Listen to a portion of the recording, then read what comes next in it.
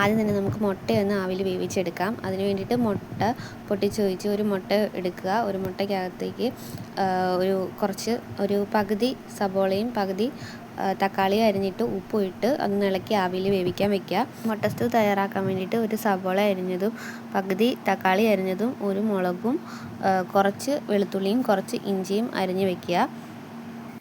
ആ ആവിയിൽ വേവിച്ച മുട്ട എടുത്തിട്ട് കഷ്ണമായിട്ട് ഒന്ന് ചത്തി വെച്ചൊന്ന് വരഞ്ഞ് എടുത്താൽ മതി. അത് വിട്ട് വന്നോളും. ഇനി അടുത്തതായിട്ട് വേണ്ടത് തേങ്ങാപ്പാലാണ്. ഇത് 2ാം പാലും ഇത് 1ാം പാലുമാണ്. ഇനി സ്റ്റൂ തയ്യാറാക്കാൻ വേണ്ടിയിട്ട് ഒരു ചീനച്ചട്ടി എടുക്കുക. അത് ചൂടായി വരുമ്പോഴത്തേക്കിനും അതിലേക്ക് കുറച്ച് എണ്ണ ഒഴിക്കാം നമുക്ക്. ഇനി അടുത്തതായി എണ്ണ ചൂടായി വരുമ്പോഴത്തേക്കിനും അതിലേക്ക് നമ്മൾ അരിഞ്ഞ് വെച്ച വെളുത്തുള്ളിയും ഇഞ്ചിയും ഒന്ന് ഇട്ട് കൊടുക്കുക. അതിൻ്റെ കൂടെ തന്നെ പച്ചമുളകും ഇടുക. ജസ്റ്റ് ഒന്ന് ചൂടായി വരുമ്പോഴത്തേക്കിനും അരിഞ്ഞു വെച്ച സബോള നമുക്ക് ഇട്ട് കൊടുക്കാവുന്നതാണ്. തക്കാളിയും കൂടെ ഇട്ട് കൊടുക്കുക. ഒന്ന് വഴണ്ട് വരുന്ന വരെ ഒന്ന് ഇളക്കി കൊടുക്കുക. ആവശ്യത്തിനുള്ള ഉപ്പും ഇട്ട് വേണം ഒന്ന് വഴട്ടാൻ വേണ്ടിയിട്ട്. അപ്പം ഇത് നന്നായിട്ട് വഴണ്ട് വന്നിട്ടുണ്ട്. ഇനി ഇതിലേക്ക് കുറച്ച് ആവശ്യത്തിന് ഗരം മസാല ആഡ് ചെയ്യുക.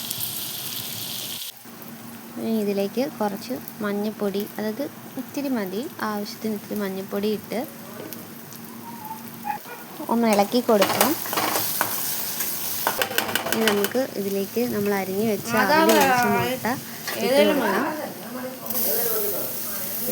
ഞങ്ങൾ 2 പേർക്ക് വേണ്ടിയിട്ടാണ് ഞാനിത് ഉണ്ടാക്കുന്നത്. അതുകൊണ്ടാണ് ഞാൻ ഒരു മുട്ട എടുത്തത്. നിങ്ങൾക്ക് 2 പേർക്ക് 4 പേരൊക്കെ ഉണ്ടെങ്കിൽ, കൂടുതൽ ആൾക്കാരുണ്ടെങ്കിൽ അതിനാവശ്യത്തിന് മുട്ട എടുക്കുക കേട്ടോ.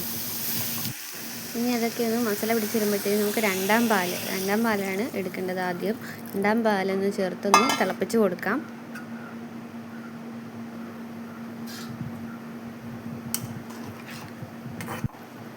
തിളപ്പിക്കുന്ന സമയത്ത് കുറച്ച് ചെറുതായിട്ടൊന്ന് ഇളക്കി കൊടുക്കണം. ചിലപ്പോൾ അടിക്ക് പിടിക്കാൻ വേണ്ടിയിട്ട് ചാൻസ് ഉണ്ടാവും. ജസ്റ്റ് ഒന്ന് ഇളക്കി കൊടുക്കണം. എനിക്ക് ചാറ് കുറച്ച് മതി, അതുകൊണ്ട് തന്നെ നല്ല രീതിക്ക് ചെറുതായിട്ടൊന്ന് വറ്റിച്ച് കൊടുത്തിട്ടുണ്ട്. ഇനി ആദ്യ പാൽ ഒഴിച്ച് ഒന്ന് ഇളക്കി കൊടുക്കാം. അങ്ങനെ നമ്മുടെ മുട്ട സ്റ്റൂ ഇവിടെ റെഡി ആയിട്ടുണ്ട്. കുറച്ച് കറിവേപ്പില ഉണ്ടെങ്കിൽ ഇട്ട് കൊടുക്കാം. ഇവിടെ അത് ഇല്ലായിരുന്നു, അതുകൊണ്ട് ഞാനത് ഇട്ടില്ല.